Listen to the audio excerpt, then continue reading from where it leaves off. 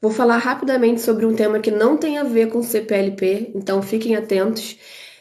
Esse tema é um tema que vem posteriormente a você ter um título de residência e diz respeito à necessidade e o interesse de você comprar um imóvel em Portugal. Então, estamos falando para aquela pessoa que já veio para Portugal, tem a residência e deseja adquirir um imóvel. E por que é importante a aquisição de um imóvel? Porque todo mundo sabe que o grande mal de Portugal não é a falta de emprego, o grande mal de Portugal é a falta de habitação. A gente tem uma crise no mercado imobiliário muito grande porque ficamos muitos anos sem construir, sem direito a vários empreendimentos a obterem a licença de habitação, e com isso a oferta de imóveis no mercado diminuiu, e com a alta demanda, o mercado ficou bastante refém da política de habitação feroz, bastante capitalista. Então, com isso, o que acontece? O salário médio do português não aumentou, a gente tem um baixo salário em termos de Europa, e um alto custo de habitação. E o que que gera? Arrendamentos altos, aluguéis altos, e para solucionar esse problema, o que que a gente pode usar de medida? Compra de imóvel. Poxa, doutora, mas eu acabei de chegar aqui em Portugal, eu já vou poder comprar um imóvel? O que acontece? Com o visto, ou melhor, com a residência CPLP, vai ser equiparado a um título de residência. Do mesmo jeito que o, a sociedade, né, as empresas vão precisar se ambientar com esse documento, o sistema bancário também. Porque o que, a sociedade conhece, o Portugal conhece? Portugal conhece os cartões de residência, o título. Ainda não conhece o certificado, mas a gente vai precisar ter esse movimento de conscientização dos bancários, né? Essa instrução para que eles aceitem também esse documento para adquirir imóveis. E aí, eu, como uma fomentadora de conteúdo, espero que tenha bastante bancários assistindo essa live, para que eles percebam que é possível você fazer o arrendamento, arrendamento não, perdão, a aquisição de imóveis em Portugal com os mesmos direitos de que o título confere, ou seja, aquela residência que tem data de validade. Por acaso, eu sou correspondente bancária de um banco em Portugal e tenho a facilidade de montar os dossiês para vocês comprarem o imóvel. É claro que isso não é para qualquer um, é para quem atende os requisitos do sistema bancário. As pessoas estão fazendo perguntas que não têm a ver com o que eu estou dizendo, então eu não vou eu não vou responder esse tema agora, porque eu estou publicando em todas as redes sociais esse vídeo de hoje, então eu vou realmente passar por cima da pergunta de vocês agora. Mas o que vocês podem fazer? Vocês têm perguntas para fazer na live? Coloca lá no nosso comentário que a gente faz vai respondendo à medida que a gente vai tratando dos temas, ok? Então, eu vou voltar. Aqui o tema é compra de imóvel. Vou poder comprar um imóvel com o documento da CPLP? A princípio, sim. A gente vai aplicar a regra do artigo 81, porque o seu documento vai ter a validade de 1 ano, renovável por mais 2 anos, renovável por mais 2 anos. Se você precisa de auxílio, você já está em Portugal, tem título de residência, ou você acabou de chegar em Portugal, conseguiu fazer o documento no portal e em breve vai receber o seu título vai receber o seu certificado. Com isso, você quer dar entrada num financiamento de imóvel. Se você tem rendimentos no Brasil e você tem a possibilidade da entrada, eu posso dizer para você que a gente consegue montar um processo, se você tiver rendimentos robustos, para você financiar na base de 30% a 40% de entrada e financiar de 60% a 70% do valor do imóvel. Se você já mora em Portugal há um certo tempo, se você já está no seu segundo título de residência com renovação, é possível que você consiga fazer um financiamento para habitação própria permanente de 80% do valor do imóvel, ok?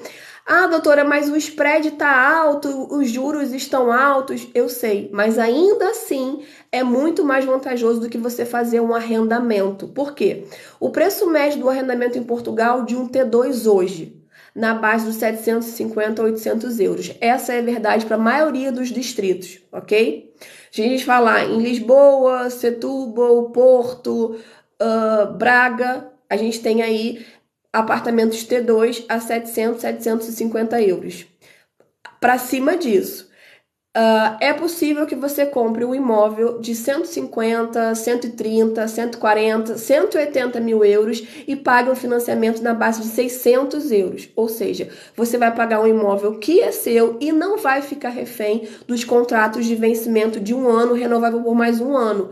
Ou seja, você sabe que você vai pagar um imóvel que é seu e aí daqui a 2, 3 anos, quando a taxa de juros tiver uma redução, que é o expectável, quando a inflação estiver mais ou menos controlada, a tendência é que haja novamente uma retração na taxa básica de juros da União Europeia. Então, a gente vai ver uma descida no preço da prestação. Por quê? A gente tem contratos com aniversários. Eu vou falar aniversário, mas o termo não é aniversário, porque aniversário implica um reajuste anual, né? Mas de avanças de 3 meses, 6 meses, 12 meses. O que isso significa? Que a cada 3 meses passa por uma revisão de taxa de juros. A cada 12 meses passa por uma revisão de taxa de juros. A cada 6 meses passa por uma revisão de taxa de juros.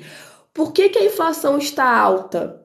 Ou melhor, por que os juros estão altos? Para conter a inflação. Então, quando a inflação estiver contida, a gente vai observar uma retração na taxa de juros. E essa retração vai representar o quê? Que a prestação da casa vai diminuir. Você começa pagando 600, aí ano que vem, quando a gente tiver essa retração da Euribor, você passa a 580. No próximo ano, quando os juros voltarem a estar no patamar abaixo de 2%, vai passar a ser 520. E no próximo ano, doutora, quando os juros passarem a estar na base da negatividade, quando existe essa expectativa, sim, porque de 2016 ou 2004, de 2014 para algumas taxas referenciais e até 2022 a Euribor era negativa. O que isso significa? Que sobre o valor da prestação eu tenho um decréscimo a cada vez que a Euribor passa por uma variação negativa. Então, ela diminuía, era 0,6, 0,4, 0,32, aí foi aumentando, 0,8, depois chegou a 1, depois chegou a 1,2, depois a 1,6, a 1,8, 2,2, 2,7, até chegar a 3, pouco.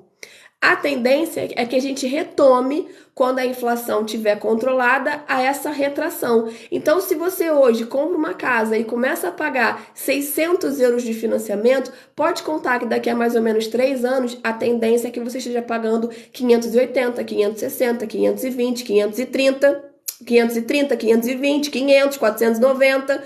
à medida que a Euribor for descendo e se igualando àquela perspectiva que a gente ficou durante mais ou menos 15 anos de taxas negativas. Qual é a vantagem disso? Você vai morar numa casa, vai juntar o seu salário com o salário da sua esposa. Digamos que os dois tenham um salário mínimo em Portugal. Então, a gente tem aí em torno de 1.520 euros, tá? 760, 1.520 de salário mínimo em Portugal. Se eu digo que você vai ter uma prestação de 500 a 600 euros, isso representa cerca de 30 e poucos por cento do rendimento global dessa família. Agora, se essa mesma família paga um arrendamento de 700, 800 euros, isso aumenta muito a força do endividamento da família, ou seja, ela está acima do seu rendimento mais de 40%.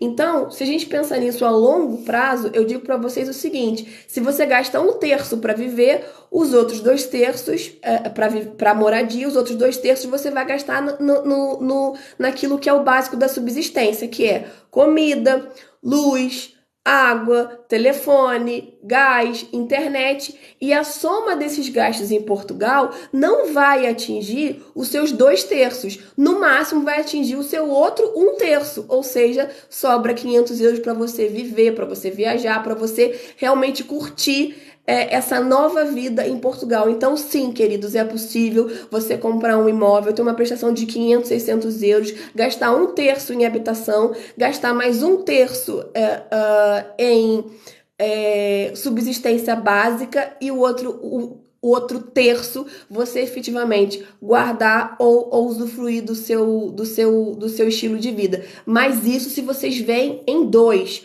Quando tem uma pessoa só, é difícil concluir esse processo, porque essa uma pessoa não vai conseguir, ao passo que com duas, ter essa capacidade de endividamento. É por isso que é muito difícil e as pessoas que vêm sozinhas acabam ficando efetivamente em quartos, não conseguem fazer a compra de um imóvel, a menos que venha assim com rendimentos do Brasil que sejam bastante superiores a essa proporção da capacidade de endividamento, porque os salários, infelizmente, em Portugal não estão entre os maiores da Europa, vocês sabem muito bem disso. Se você não vem com uma atividade profissional que faça com que o seu salário médio fique acima dos 1.500 euros, essa pessoa dificilmente vai conseguir fazer a aquisição de um imóvel sozinha. A outra situação que a gente também precisa abordar é que dificilmente você consegue crédito sendo solteiro. Isso é mal visto no sistema bancário, porque significa o quê? Que o seu endividamento ele fica somente a seu cargo. E isso é ruim em termos de credibilidade para o banco, ou seja, você está frágil no sistema. Então é por isso que a gente sempre indica as pessoas que falam assim: olha, primeiro eu vou imigrar, depois eu vou imigrar com a minha família. Não, pelo contrário, imigração tem que ser feita em conjunto, porque um apoia o outro, principalmente em relação aos recursos, ou seja, são mais pessoas com atividade econômica em casa para economicamente ativa, ou seja, ganhando salário e produzindo riqueza. Eu não vou responder nenhuma pergunta nesse momento, ok, pessoal? Mas eu vou deixar lá disponível para vocês. Depois a gente vai responder os temas eu vou compartimentar a live, depois eu vou responder aos temas nos comentários, tá bom? Fica aí a dica, quem precisar de consultoria para a compra de imóvel, entra em contato com os contatos que estão lá na bio, que é o nosso telefone do WhatsApp, o nosso e-mail do portal do Na Real em Portugal, e a gente vai responder na medida que vocês forem colocando suas questões, tá bom? Um beijinho para vocês e até o próximo vídeo.